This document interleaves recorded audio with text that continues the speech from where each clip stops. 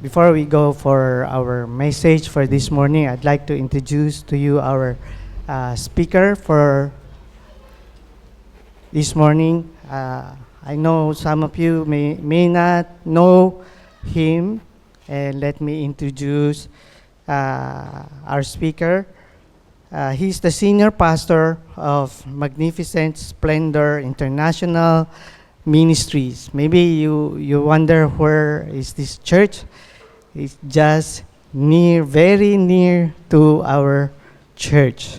Before you pass through BMAP, when you turn left or you pass through BMAP, his church is just in the corner. So you will find his church. And our guest speaker this morning, he's also a charter owner and a teacher of International Bible Institute London, and he's married with 2 children. Maybe later when he speaks, he will share who he is. No, he is also our trainer in our discipleship class. When I'm attending the TNET discipleship program. So let me introduce Reverend Francisco Niegas. Please come and share the word for us. Thank you, Pastor.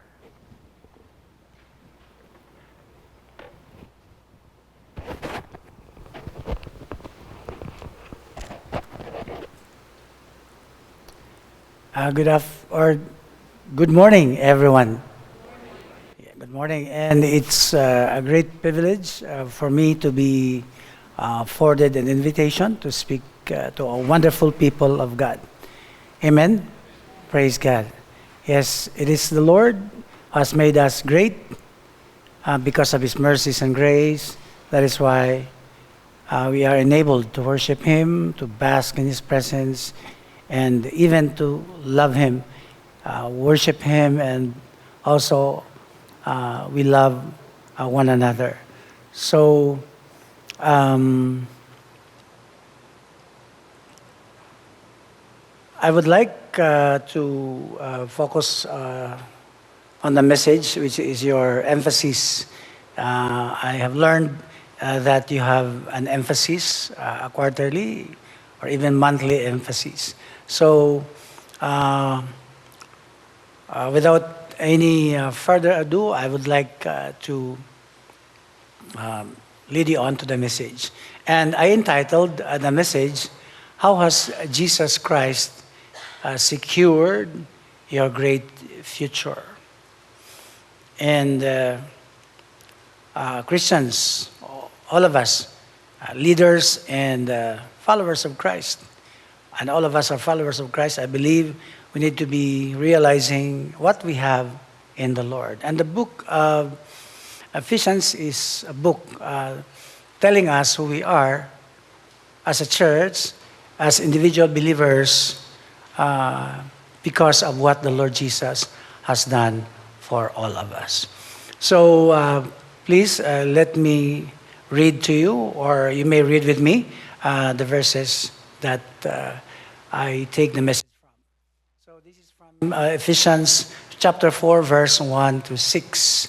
So it is said there, I therefore, the prisoner of the Lord, beseech you to walk worthy of the calling with which you were called, with all lowliness and gentleness, with long suffering, bearing with one another in love, endeavoring to keep the unity of the Spirit in the bond of peace. There is one body and one Spirit, just as you are called in one hope of your calling. One Lord, one faith, one baptism, one God, and Father of all, who is above all, and through all, and in you all. And then the following, please. But to each one of us, grace was given to the measure of Christ's gift. Therefore, he says, when he ascended on high, he led captivity captive and gave gifts to men. And now this, he ascended, what does it mean? But that he also first descended into the lower parts of the earth. And he who descended is also the one who ascended far all the heavens, that he might fill all things. And then the next slide, please. And he himself gave some to be apostles, some prophets, some evangelists, and some pastors and teachers, for the equipping of the saints for the work of ministry, for the edifying of the body of Christ, till we all come to the unity of the faith and of the knowledge of the Son of God, to a perfect man, to the measure of the stature of the fullness of Christ. Let us pray for a while. Heavenly Father, we thank you for this opportunity of studying your word. And Lord, we pray that your Spirit, Lord, abide in us and enable all of us, Lord, to understand your things. And also, Lord, allow us to receive your word into our hearts, into our spirits. Thank you, Father. This we pray in Jesus' name. Amen and amen. Praise God. So, nagtataka lang ako, hindi gumagalaw itong aking ito. So, doon ako. Bigla naging ganito. But I believe the Lord is still in control. Kitang-kita ko pa naman. Amen. Hallelujah. So, God is in full control of everything, and I believe that He is in us. Amen. And prior to my message, I'd like to say that your worship team is an anointed worship team. Amen? O, palakpakan naman natin si Lord para sa kanila. Praise God. So, siguro ay tuloy ko na po ang message. No? So, what the Lord has done to secure our future. Number one, He has called you. Amen? Sabi mo sa iyong katabi, tinawag ka ng Panginoon. Yan. So, ang sabi dito ni Apostle Paul, ang sabi niya, therefore the prisoner of the Lord beseech you to walk worthy of the calling with which you were called. Dalawang beses yan nabanggit about the calling. And then next please. Okay. So, and then the Apostle Paul himself also, in 1 Timothy chapter 6 verse 12, he says, fight the good fight of faith. Lay hold on eternal life to which you are also called. So yung calling natin na ito ay calling na makabalik sa Lord, maging anak ng Diyos. Amen? At magkaroon ng buhay na walang hanggan. Amen po ba? At ito rin yung sinasabi ni Apostle Paul, brethren, I do not count myself to have apprehended, but one thing I do, forgetting those things which are behind and reaching toward, for those to which are ahead, I press toward the goal for the prize of the upward call of God in Christ Jesus. So we are called upwardly, heavenward. So the earth that we are living in is not our permanent residence. Amen? Hallelujah. So our walk, our living must be on the way upward. Amen? So tanungin mo ang iyong katabi. Sabihin mo, is your life moving upwardly? Huwag mahiya sa katabi kasi para sa atin tong lahat. Amen po ba? Praise God. So, balikan natin yung sinasabi dyan, I therefore, the prisoner of the Lord, beseech you to walk worthy of the calling which you were called to. Amen?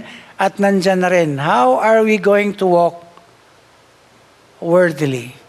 How? May sinasabi dyan, with all lowliness and gentleness, with long-suffering, bearing with one another, in love. Yan. Okay? So, number one, because you have been called, we are all called by the Lord, we need to live worthily of the call. Amen? Yun bang kapag may nakarinig sa atin, may nakakita sa atin, may nakipag-usap sa atin, ang dating ay kakaiba ka. Kasi nga, ikaw ay may buhay na walang hanggan. You have eternal life and you are a child of God. You are called by God and you have this outward or upward call of God. Amen? You are being changed by God from glory to glory, from holiness to holiness. Dapat may progression tayo. Amen po ba?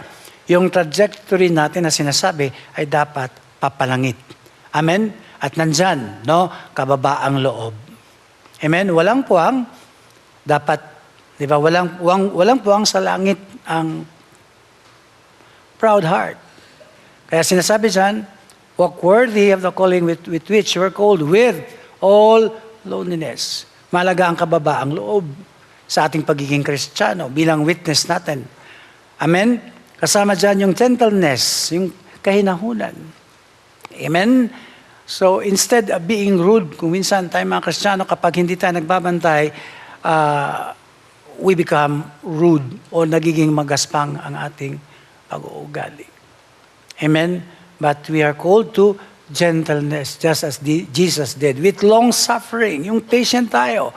And then, bearing with one another.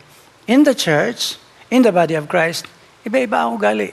Iba-iba ang levels natin. Tama po ba? So, mayroon talagang pasaway. Amen? Sa church, sa aking matagal-tagal na rin na pagpapastor, kahit na magpakabait ka pa, magpakabuti ka pa, di ba, mayroon pa rin pasaway. Amen? Pero ang sinabi dito, we need to bear with one another in love. Pasanin natin ang isa't isa. If we are observing or seeing a brother or a sister na nagpapasaway, we have to bear with her or with him. Yung bang kargahin natin, naintindihan kita. Sige. Amen po ba? Pero kausapin mo ang katabi mo, sabihin mo, I believe hindi ka naman pasaway. Amen? Hallelujah. Balik sa dati muna saglit. Balik sa dati. Yan. Tapos, ang sabi dyan, in love. Ito yung nawawala, no? Na kapag nagsalita tayo, kasi marunong tayo, marami tayong alam, at marami tayong alam na truth na lang ating sinasabi. Wala nang pag-ibig. Amen? Sinasabi sa kasulatan, or the Bible says, it is repeated many times that as we do things, we need to bear with one another in love. Pag nagsabi tayo ng katotohanan, dapat samahan natin ng pag-ibig. Kaya nagkakasakitan. Di ba? Kasi wala nang pag-ibig. May truth na sinasabi, may rebuke na ginagawa, may pagkukorek na ginagawa, pero nawala ang pag-ibig. Kaya nasasaktan. Amen? Tapos hindi papatawad. O sa hindi pagpapatawad ay nawala rin ang pag-ibig. At hindi tayo namumuhay ayon sa pagkatawag sa atin ng Panginoon bilang mga anak ng Diyos at bilang mga citizens of heaven. Amen po ba? So, number 1, we ought to, I need to, I must live worthily of the call. Next, please. Yan. So, paano daw ito mangyayari? For this reason, sabi ni Apostle Paul, we also, since the day we heard it, do not cease to pray for you and to ask you that you may be filled with the knowledge of His will. So, isang paraan para tayo ay mabuhay na nararapat sa katawagan sa atin. So that we might live worthily, kailangan daw ma-filled tayo with the knowledge of His will. We must, and the will of God is the Word of God. And in all wisdom, with the practical application. Wisely, whatever we have heard from the Lord, we need to apply it into our own lives. And then ang sabi dito, spiritual understanding. Mahalaga ang spiritual understanding. Maunawaan natin ang mga bagay na spiritual at ito ay nagpapayaman sa atin, nagpapatatag sa atin, at ito rin ang nagbibigay sa atin ng kakayanan, ng enablement para makapamuhay ng maayos, worthy of the call na mayroon tayo. Kaya ang sabi dyan sa verse 10, the result of that you may walk worthy of the Lord, fully pleasing Him, buo, na natutuwa si Lord sa'yo. Hindi lang kalahati ang natuwa si Lord sa'yo sa buhay mo. Amen? Hindi lang siya natutuwa doon sa pagbibigay mo ng tithes and offerings, but sa pamumuhay mo, sa pananalita mo, how you deal with a brother, how you relate with one another. Amen? At ang sabi dyan, being fruitful in every good work. Kung minsan nakakalimutan natin yung purpose natin sa buhay, di ba? Hindi lang tayo niligtas para maligtas, but we have an assignment, and this is to do good works, for we are God's masterpiece. Amen? Hallelujah. Anong sinabi dyan? Fruitful, mabunga tayo. Huwag tayong tumigil kasi sa lupa talaga ay kumukonti ang mga mabuti o gumagawa ng mabuti. At ang mga anak ng Diyos, ang ine-expect ng Diyos na gumagawa ng mabuti sapagkat siya at ang ating Ama ay mabuti. Therefore, we must be bearing or being fruitful in every good work and increasing in the knowledge of God. Tuloy-tuloy ang paglago ng ating kaalaman patungkol sa Diyos, patungkol sa salita ng Diyos. And then strengthened with all might. Yan. Tumatatag tayo according to His glorious power for all patience and long suffering. So, kaya pag may problema, kapag may situations na hindi maganda, bumibigay ka agad. Kasi, we are not powerful enough. Amen? To withhold or to withstand any attack from the enemy. Kaya bumibigay ang mga Kristiyano. So, para sa ang power yan, for all patience and long suffering with joy. Even the Apostle Paul. Di ba, kahit na nakulong siya, na-persecute kung saan-saan, di ba, nasa kulungan, pero siya pa rin nagkasabi na, rejoice in the Lord, and I repeat, di ba, rejoice in the Lord. Amen. So, mahalaga daw yan, wow, na magpapasalamat tayo sa Lord, for we are partakers of the inheritance of the saints in the light. Next, please. Natin.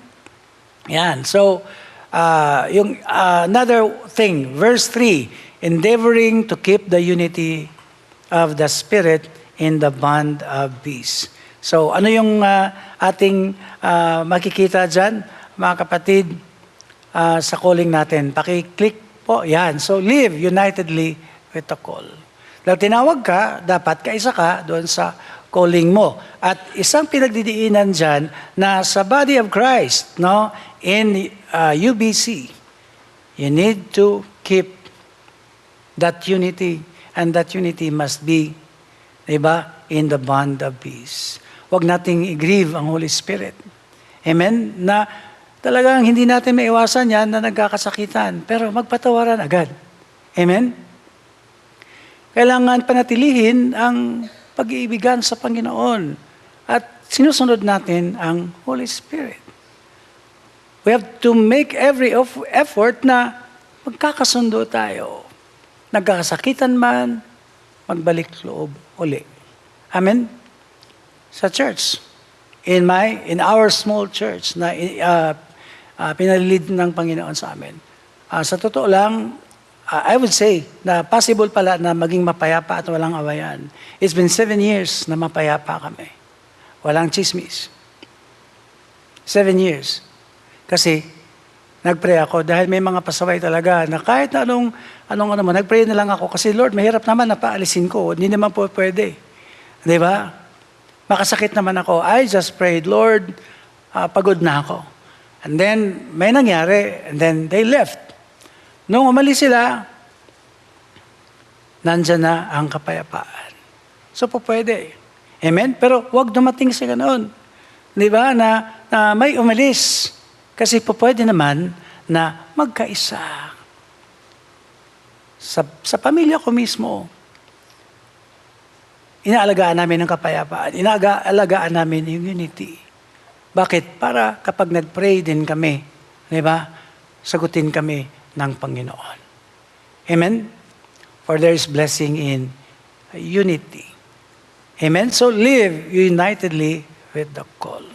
Huwag kang sasaliwa. Amen? Huwag kang magsarili. Amen? Hallelujah. Makiisa tayo sa Holy Spirit. Pag sinasabi ng Holy Spirit, magpatawad ka. Magpatawad ka. We cannot hide from Him. He knows the intents of our hearts, our motivations, why we do things, why we say things. Amen? Then next po.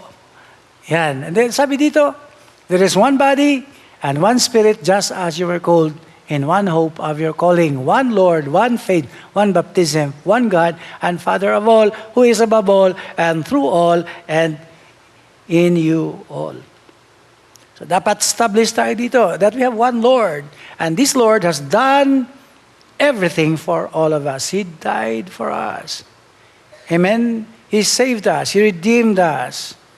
And He's going to raise us up in the last day. We have our Heavenly Father, one Heavenly Father. We belong to the one body of Christ. That is why I hate people, or I don't like people or pastors na parang nagda-down ng isang grupo. Di ba? For me, so long as we have Christ in our hearts, we are one. We belong to God.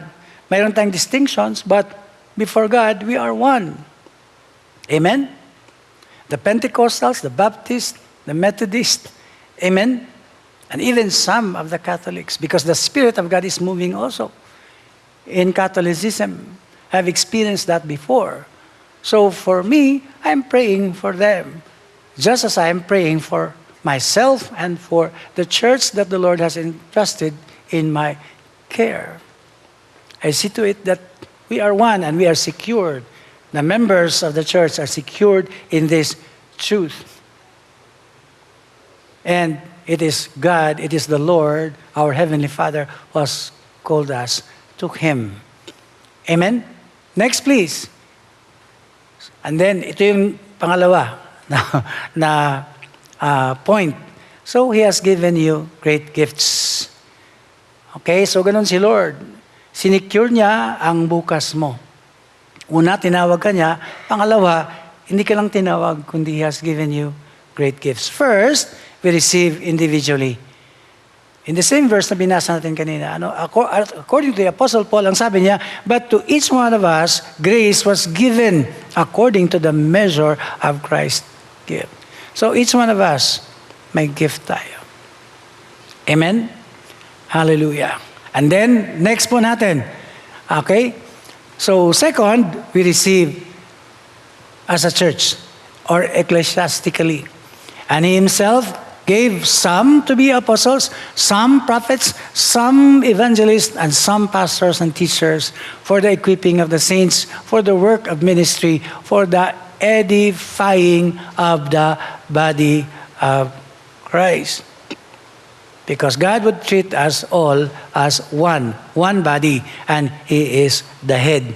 So each one has a gift, and that is for the body of Christ.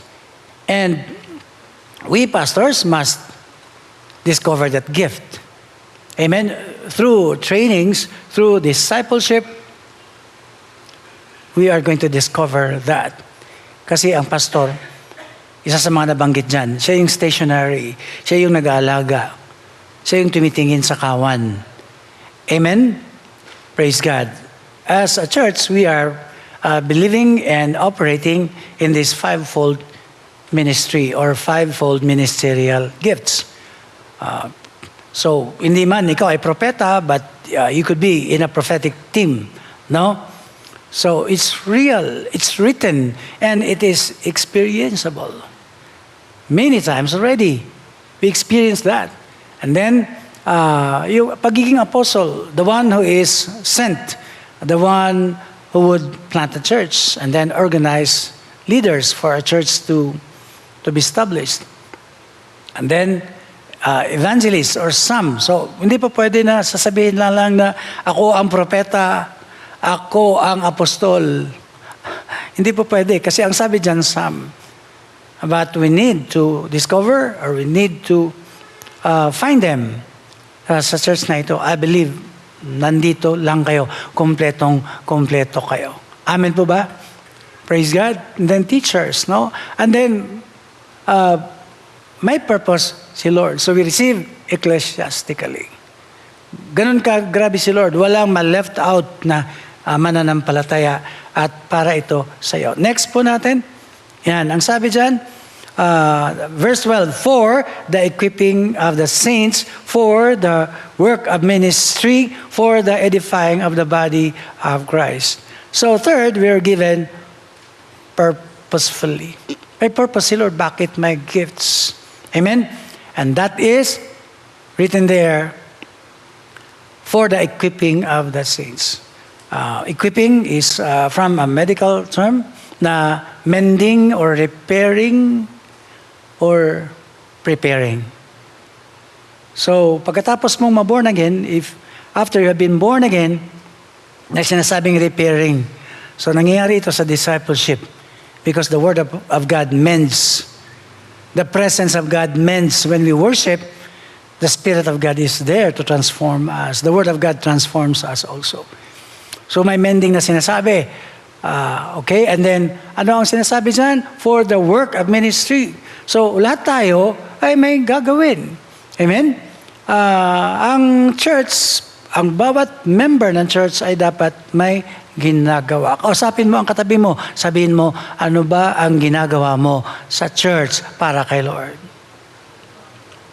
Amen? Hindi lang yan kay pastor. Hindi lang yan sa mga top leadership. Diba? Sila na lang bahala niyan. O sila naman tinawag. No, all of us are called. Amen? And all of us are expected to do the ministry. And for the edifying of the body of Christ. Diba yung gifts na yan, fivefold ministry. Pag sinabing edify, to build up, to make strong, to establish. Amen? Hallelujah. Pero nakakagulat, nakakalungkot kasi maraming mga weak Christians. Kasi hindi na-edify. Bakit? Kasi hindi nag-ooperate ang mga tinawag sa gifts. Amen? Hallelujah. Praise God. And all of us must work together to establish the church. Amen?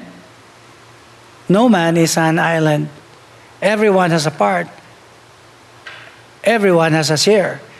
Ang sinasabi dyan sa atin. And then next po natin, yan. So, may purpose lagi. Sabi ni Miles Monroe, number one, the greatest tragedy in life is not death, but a life without a purpose. Ano ba? So, mahirap pag walang layunin ang buhay mo. Papayag ba kayo na, for example, wala kang ginagawa, hindi mo alam, nandito ka sa church, upo, tapos makinig, mag-worship, tapos alis na, tapos yun na lang forever? May purpose ka. Amen? So purpose is when you know and understand what you're born to accomplish. And then number 3, we're placed on earth to fulfill a purpose, and that purpose is what gives meaning to our lives. Kaya nga maraming mga believers na parang hindi makulay ang buhay kasi hindi na-serve ang purpose. Mas masaya kapag alam mo ang purpose mo, kung bakit tinawag ka ng Lord, ano ang ibibigay mo, ano ang tulong na iabot mo. Masaya yon. Tapos ang sabi dito, if the purpose of a thing is not known, abuse is inevitable. Gano'n naman talaga, di ba? Kaya sa labas, maraming mga purposeless lives. So walang mga direction, bakit hindi nila alam na may purpose sila sa buhay? Mga magpapatiwakal or nabubuhay sa drug addiction, etc., etc.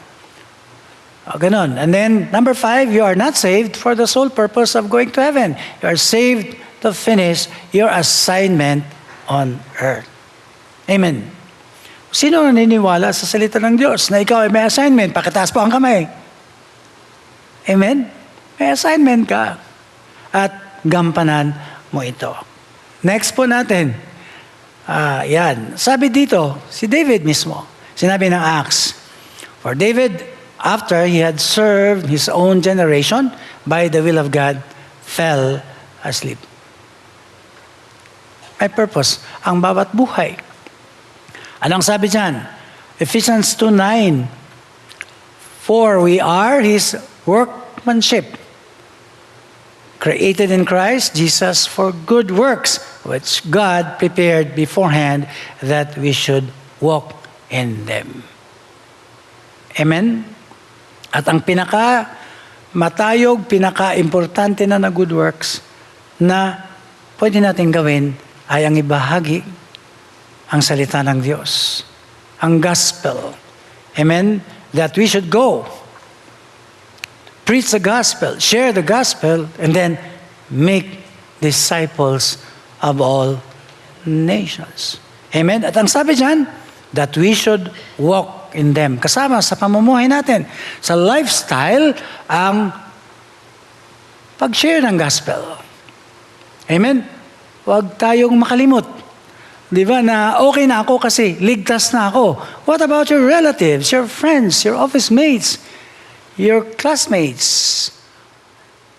What about your loved ones, your community? They need Christ. Without Christ, they are damned. They are condemned. Amen? And we are all answerable to God. Amen? Next, please, na verse natin. Yan. Anong sinabi dyan? Sa fourth, we're being extended with ultimately. So, may end goal si Lord. Bakit nandyan ang fivefold ministry? Till we all come to the unity of the faith, unity of the knowledge of God. Paiba-iba. Hanggang ngayon, paiba-iba. Ang knowledge about God, about Christ. Ang faith ay hindi pa united. Pero papunta doon because God doesn't stop. What He would fulfill, what He would want, what He has planned, it shall come to pass because He is God. Pero, magpagamit ka ba? Are you willing to become an instrument in the hands of God so that His purposes on earth could be fulfilled? Amen? Hallelujah. At ang sabi dyan, to a perfect man, to the measure of the stature of the fullness of Christ. That is perfection. That is transformation. Diba? Palangit. Papalapit sa Lord. Ang lakad mo, ang pamumuhay mo. And then next po natin. Yan. We're being established doctrinally. Diba? Yung doctrine natin, tinuturuan tayo ng Panginoon sa pamamagitan ng fivefold ministry gifts. Ang sabi niyan, that we should no longer be children tossed to and fro and carried about with every wind of doctrine by the trickery of men in the cunning craftiness of deceitful plotting. Diba? Alam niyo naman yung hyper grace, diba? Na sinasabi, hindi na kailangan na mag-confess pa tayo sa ating mga kasalanan kasi minsan na pinatawad na tayo. Grabe. Dito pa lang sa Santa Mesa, dyan sa may Puresa, mayroon dyan nagtuturo ng nangangaral ng Mother God. So ni-research ko, it's from South Korea, a cult. Diba? Ang daming mga maling katuroan na kapag wala tayong training, wala tayong education, ang mangyayari, maliligaw tayo ng landas. Ngayon, born again, tapos next year, dating daan. Tapos, lumipas ang isang taon, naging INC na. Di ba? Just lately, di ba, naging usapan. Nagturo si Ed Lapis. Anong turo niya? Si Yahweh daw ay demonyo. Si Satanas. Grabe na katuroan. So, we are in the last days na maraming false teachers. Sa umpisa, okay, pero nililigaw, just like Kibuloy. At first, maganda ang kanyang preaching. I was listening to him before when I was a teenager sa probinsya.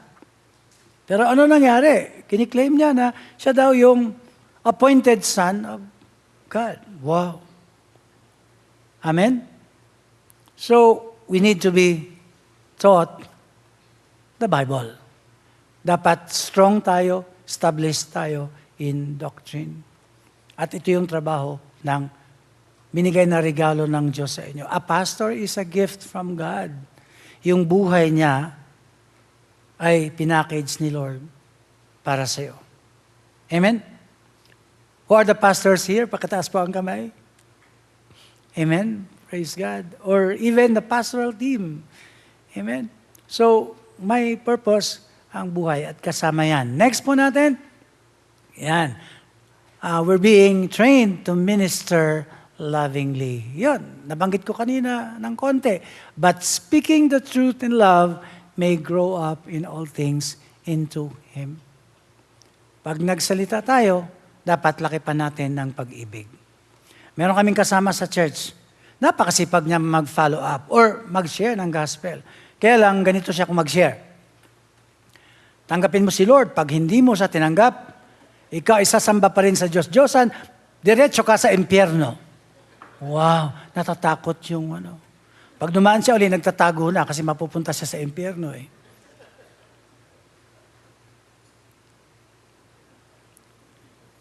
Tapos, doon sa lugar namin, diyan sa Gardenville, sa may SM, malapit, mayroong lumapit sa akin. Christian siya. Tapos ang sabi niya sa akin, Pastor, ipag-pray mo ang ako. Sabi ko, bakit? Kasi may threat ako na natatanggap. Sabi ko, ha? Bakit? Bakit nga nagkaroon ng threat sa buhay mo?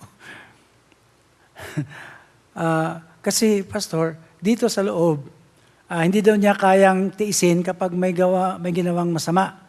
Ang gagawin niya, sulat ka agad. Magko-complain ka agad sa admin. Parang alam niyo yun Okay? Siyempre, nagagalit yung mga tao. Di ba? Kasi, agad-agad. Sumbong ka kagad. Pwede naman mag-usap muna, di ba? Siyempre, teacher yata siya. Magaling sumulat. Sabi ko, sandali lang. Kasi naging problema niya at marami siyang ng mga naging kaaway, so to speak. Sabi ko, sandali lang. Di ba, kapatid, tayo ang liwanag ng mundo. We are the lights of the world. At tayo ang Kristiyano, tayo may pag-ibig, tayo ang may patience, dapat tayo ang nakaunawa sa ating kapwa. At kapag may magandang insidente, it's an opportunity to reach to them and for us to share the gospel to them. Ang ganda naman ng kanyang sagot sa akin. Sabi niya, ay ganun ba? Sige, Pastor. Amen? Kasi nga, ang sinasabi dyan, we may correct, rebuke. Amen? We may tell the truth. But we need to do it in love. At dito tayo totoong malago. Anong sinabi dyan? But speaking, atras lang muna. But speaking the truth in love may grow up in all things into Him. Hindi totoong malago ang isang Kristiyano kahit na napakarami niyang alam na salita ng Diyos. Kung hindi naman niya ibaba sa puso at paglabas nito sa bibig niya, may kalakip na ng pag-ibig. Amen po ba? Last Sunday, nag-practice kami sa church. Okay, lahat ng mga umattend, huwag mo nang umalis. Okay, nagbigay kami ng senaryo, parang workshop. Ito yung problema, paano mo i-follow up ang hindi na lagi ng absent. So, kailangan i-follow up mo, yung truth dala-dala mo, pero may kasamang pag-ibig. Yung laging nalilate,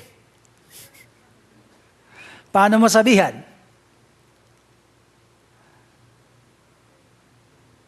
Okay, so mayroon pang isa, nakalimutan ko. Tawa sila ng tawa. Kasi nga, di ba, tayo, kung minsan nagiging careless. We have forgotten that the Lord has loved us. And He loved us, He died for us even while we were yet sinners. Kasi minsan inis tayo, ay, kulit talaga. Kailangan masaktan. Kaya lalong nagka-problema. Amen po ba? Ang isang malagong Kristiyano ay alam ang salita ng Diyos, ipinamuhay ito at ipinang-aabot ito na may kasamang pag-ibig. Amen po ba? Love niyo pa ba ako? Love. Love pa. Praise God. Next po natin, yan. Kaya nga, may sinabi dyan si Apostle Paul. Alam niyo ba na chapter 13. Ang chapter 12, it's all about spiritual gifts, prophecy, word of knowledge, speaking in tongues. Na ang sinabi ni Apostle Paul, kahit na ikaw daw ay may pananampalataya at nasa iyo na lahat ng gifts, nakapag-prophesy ka, pero kapag nag-prophesy ka naman ay walang pag-ibig, bali wala ka. Kaya nga, kanyang sinunod yan. Ano daw? Love suffers long, or love is patient. Love is kind, love does not envy, love does not parade itself. Hindi pinangangalandakan ng sarili. Hindi inuuna ang sarili. It's not puffed up. Hindi nagmamayabang. Does not behave rudely. Hindi nagbibehave na magaspang ang ugali. Dapat may gentleness, nabanggit natin kanina. Does not seek its own, is not provoked. Hindi yung agad-agad galit. Agad-agad galit. Kausapin mo katabi mo, sabi mo, ganun ka ba? Amen? Ang sabi dyan, does not rejoice in iniquity, but rejoice in the truth. Bears all things, believes all things, hopes all things, endure all things. Love never fails. Kapag ang church ganyan, masaya pa rin ang church. Pupunta ako sa church kasi in the church, I feel that kind of love. Na kahit na ako ay kulang, kahit na ako ay nagkakamali, tanggap pa rin ako, niyayakap pa rin ako. Amen? And the church must become like this. A place of love. A place of acceptance. Amen? Because the church is the body of Christ, who is the God of love. Amen? Hallelujah. Praise God. And then, ano pa yung next natin? Yan. So, we're being prepared effectively. Diba? Sabi dyan, from whom the whole body joined and knit together by what every joint supplies, according to the effective working by which every part does its share, causes growth of the body for the edifying of itself in the church. Amen? Minsan may mga members na ganito. Bakit ganun hindi tayo dumadami? Tapos sinisisi sa pastor. Parang si pastor ba ang magpadami? Amen? Ano ang sagot? Yung nagaganon, siya yung hindi nag-evangelize, siya yung hindi nag-share ng gospel, tapos siya nagreklamo. Kausapin mo katabi mo, sabihin mo, I believe hindi ka ganon.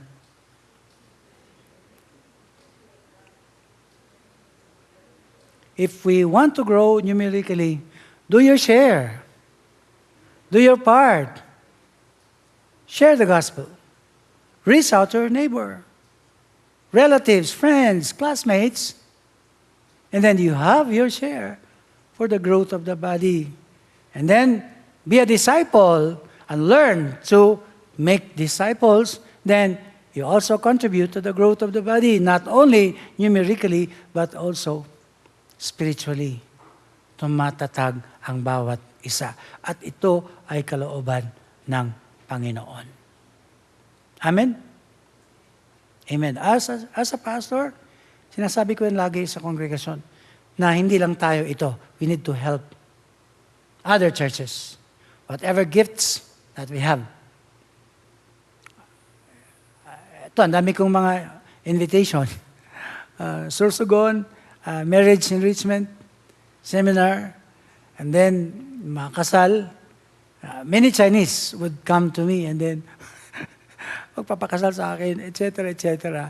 Turo, sa Bible school. So I serve the body, not only the local church that the Lord entrusted to me, but I serve the body, and also in the church, we encourage everyone to help other churches. Kung ano ang maitulong natin. Kasi hindi yung tayo-tayo lang. Amen? We are a body. Sabi mo sa iyong katabi, we are a body. The body of Christ. Amen? Next po natin, meron pa ba? Yan. So, yan. Okay? So, mga kapatid, tandaan natin, God or the Lord has already secured your great future. Number one, He has called you. So because you have been called, live worthily of the call, live unitedly with the call, and live securely in the call. And then number two, He has given you great gifts. First, we received individually and also together, ecclesiastically, and we're given purposefully. And then we're extended with that gift ultimately, my end goal for our transformation, for us to become like Christ. And then we're being established doctrinally. Only the Word of God is going to establish us. And then we are trained to minister lovingly. May pag-ibig. And then we are prepared to do the ministry effectively. Yeah. And I would end the message with this short story. Meron kaming kasama, or ako kasama sa church, nung bagong kasal lang ako. Anyway, 36 years na akong married. 63 na po ako. Okay? And then, meron kaming kasama sa worship team na talagang naglilingkod. Yung pastor naman namin, in-invite yung mga sige, pumunta kayo dito sa missionary house, ang tawag nila. Tapos, ganun lang, parang may turo na kahit na hindi ka na mag-aral, basta't maglingkod ka. So sa akin, parang hindi yung tama. At nangyari nga na naglingkod yung tao. Kaya lang, nandun siya naglilingkod, hindi para kay Lord. Hindi dahil sa may part siya, kundi dahil sa parang barkada. So nagkaroon ng problema sa church namin. Na-divide. And then, syempre, nawala ang worship team. Nagkahiwalay sila. Dinala niya ito, yung sama niya ng loob, hanggang sa nag-asawa na siya, nagkaanak na, dala-dala niya ang sama ng loob. Tapos siya, hindi na nakapagpatuloy sa buhay. Hindi siya na-disciple, hindi tumibay. Lahat masama. Imagine ninyo, lumipas ang panahon, dapat lumago siya, nagagawa niya ang kalooban ng Panginoon, ang purpose niya sa buhay, ang kanyang paglagong espiritual, ang paggamit ng Lord sa kanya, hindi nagamit. Hindi siya naging mabuting ama, hindi siya naging mabuting asawa. Hirap sa buhay. Hanggang sa namatay. Ako mismo ang nag-conduct ng funeral service. So nakita ko ang isang buhay na napariwara, walang direksyon, kasi nga, yung ating pinag-aralan, hindi na-apply. The intention of the Lord is for us all to be transformed, to become like Him, and for us all to do His work on earth effectively, purposefully, etc. Amen? Nakakalungkot. Kaya sa church ngayon, yung aking pinagsisikapan, that before I depart the planet Earth, gusto kong mag-iwan ng legacy na sundan na lang ng mga leaders na mayroon na kami ngayon. Yung discipleship na biblical, yung fivefold ministry nag-ooperate, kasi ito ang kalooban ng Panginoon. And I believe you are. You are an anointed church. You're called by God. You're so special in His heart. Kaya nandito kayo, pinagsama-sama ni Lord, para magtulong-tulong to do your share for the work of the ministry and for the glory of the living God. At ang lahat ng tumawag o tinawag ng Panginoon, di ba? Tinawag ka kahit na hindi ka nasa front line. Kahit na hindi ikaw ang senior pastor, or head pastor, or hindi ikaw yung sinasabing prophet, di ba, or apostle, do your share. Because what matters most is not the position, but the function. Because all of the fivefold ministries are functions, not position, na dapat gampanan po natin. You're in a very advantageous position as a church. You have a building. You have a very large training facility. You can train. Yung church namin, konti lang, kaperanggot lang yung space namin. But we are maximizing everything. Nung pumasok ako, nangarap ako, sabi ko, Lord, ang ganda ng place nila. Ang dami nilang training centers. Diba? Makapag-train. Doon nahirapan kami. Magdi-divide lang kami. But yet, I believe na the Lord is going to provide. Pag tinawag ka ni Lord, tandaan ninyo, tapat si Lord. It's my testimony. Amen? So matagal kong paglilingkod sa ministry, na rin, the Lord showed me His faithfulness. Meron akong anak na doktor ngayon. All prayer. All prayers and faith in the Lord. Then, lately, I prayed for money. Kasi yung aking anak nga ay mag-specialization na.